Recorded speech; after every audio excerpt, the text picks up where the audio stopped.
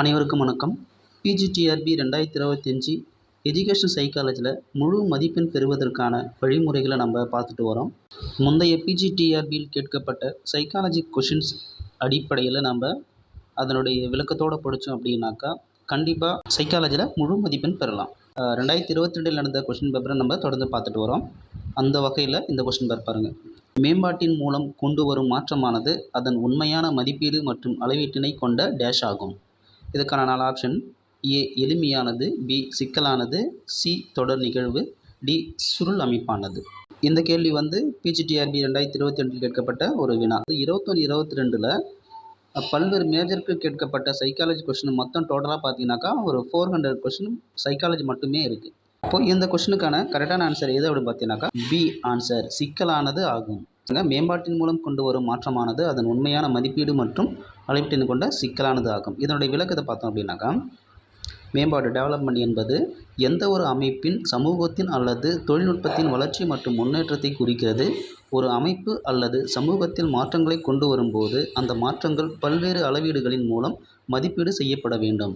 அதாவது மாற்றம் எவ்வளவு பயனுள்ளதாக உள்ளது, அது எதிர்பார்த்தவாறு செயல்படுகிறதா, அதன் விளைவுகள் என்ன என்பவற்றை கவனிக்க வேண்டிய தேவை உண்டு. இந்த மதிப்பீட்டு செயல்முறை மிகவும் சிக்கலானதாக இருக்கும்.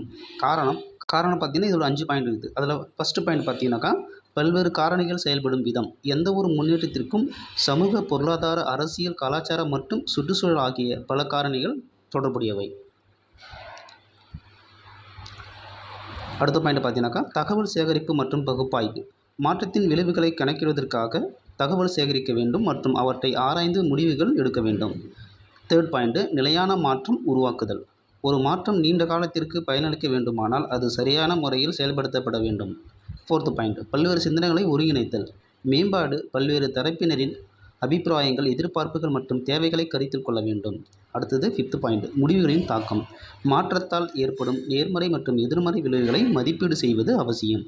இதனால் மேம்பாட்டின் மூலம் கொண்டு வரும் மாற்றம் அதன் உண்மையான மதிப்பீடு மற்றும் அளவீட்டினை கொண்டிருத்தல் அது சிக்கலானது ஆகும். எனவே சரியான பதில் பி ஆப்ஷன், சிக்கலானது என்பதுதான்.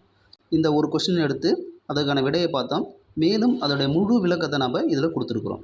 இது ஒரு கொஸ்டின் இல்லை, கிட்டத்தட்ட 1000 கொஸ்டினுக்கு நம்முடைய டெஸ்ட் பேட்சில் சேரும் அனைத்து மாணவர்களுக்கும் இந்த 1000 கொஷின்ஸ், அதாவது 2001 லாஸ்ட்டாக நடந்த 2022 வரைக்கும் உள்ள அனைத்து கொஷின் பேப்பரையும் ஒவ்வொரு கொஷினுக்கும் விரிவான விளக்கத்தை நம்ம கொடுக்குறோம். சரி, இப்போ இந்த கொஷினை பார்த்தோம், இதனுடைய விளக்கத்தையும் நம்ம இதில் பார்த்தோம்.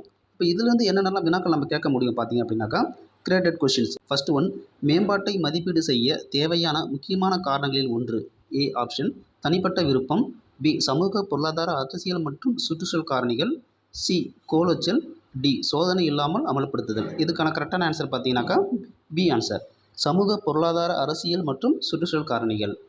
2, மாற்றத்தின் விளைவுகளை கணக்கிட எந்த செயல்முறை அவசியம்?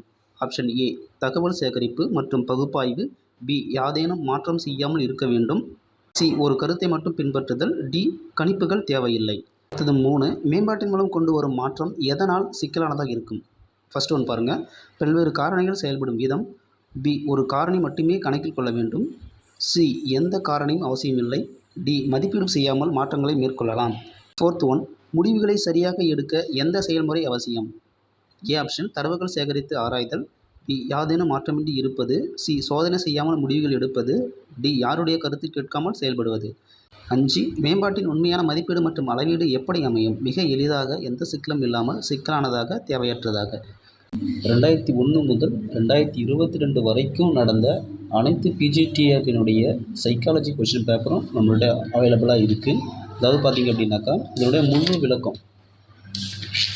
விளக்கமாக இதில் இருக்கும். இது பார்த்திங்கனாக்கா 2001 2010 வரைக்கும் உள்ள இது.